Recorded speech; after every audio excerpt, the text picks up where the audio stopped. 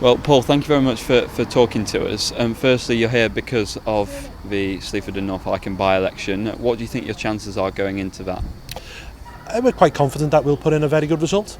I think the stars seem to be aligning for UKIP at the moment in terms of the government beginning to backslide on Brexit, and now they're talking openly about staying in the single market, and indeed the candidate in this constituency, the Conservative candidate, has said that she wants us to stay in the single market, which I think is a betrayal of everything we voted for on June the 23rd, because if you stay in the single market, you can't control your own borders, you can't make 100% of your own laws, you still have to pay a membership fee, and you can't sign your own trade deals.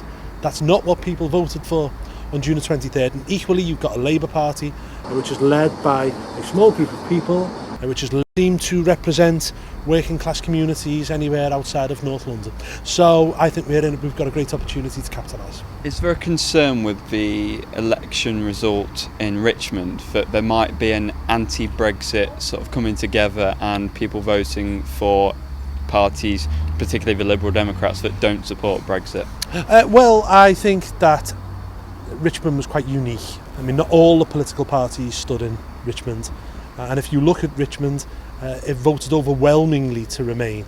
Sleaford is quite the opposite. It voted overwhelmingly to leave.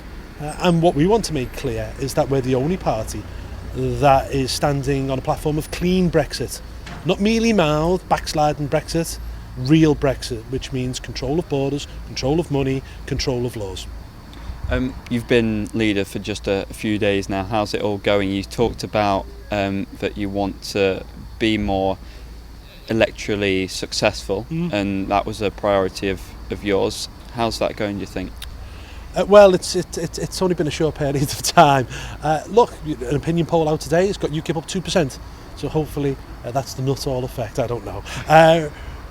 It's going to be a hard job, but I had to stand. It was my duty.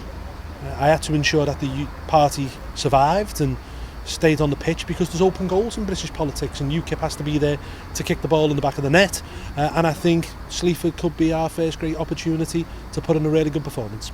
Now, Sleaford and North Hykeham, neighbours with Lincoln, and you've got a bit of a history with Lincoln. Just tell us a bit about that.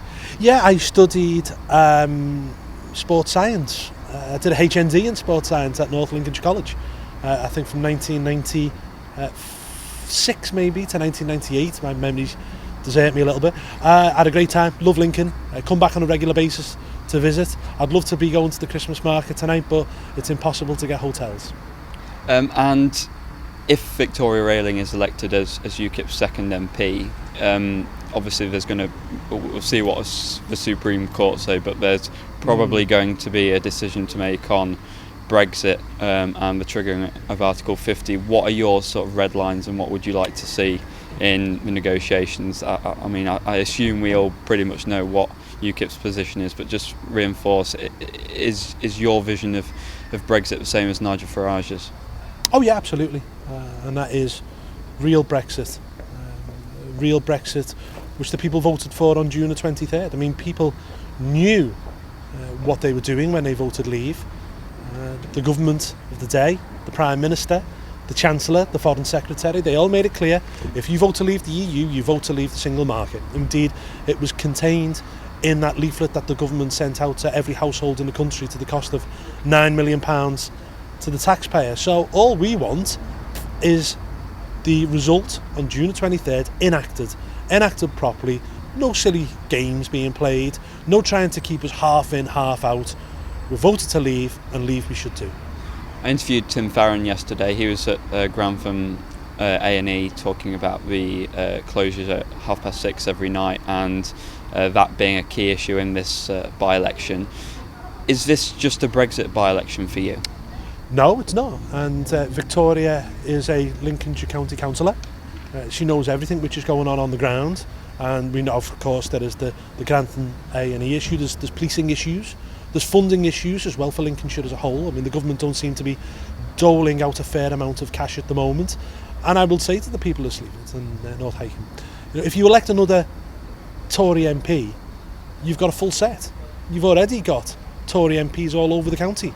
And what are they doing for you? All you'll be doing is electing another backbencher, lobby fodder, who'll be saying nothing really that we've not heard before.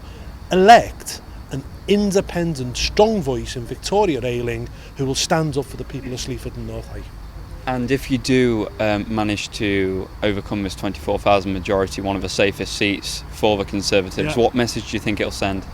That the people want real Brexit and that the people want change. And you're seeing that people are wanting change right across the Western world. Not only when it comes to Brexit, even Donald Trump in America. There's going to be big change in Italy coming up, possibly over the weekend. Change in Austria, change in France. Big elections in Germany. I mean, there is massive movements now right across the Western world, anti-establishment movements, and I want UKIP to be that vehicle in this country. And I can't let you go without asking, Nigel Farage is still a big figure in the political world. Does he still have a place in UKIP, and what role do you see for him? Nigel and I have worked together for years. I was his deputy for 6, I was his chairman before that. We're good friends. Nigel knows what I want. I want him front of house. I don't want him backseat driving.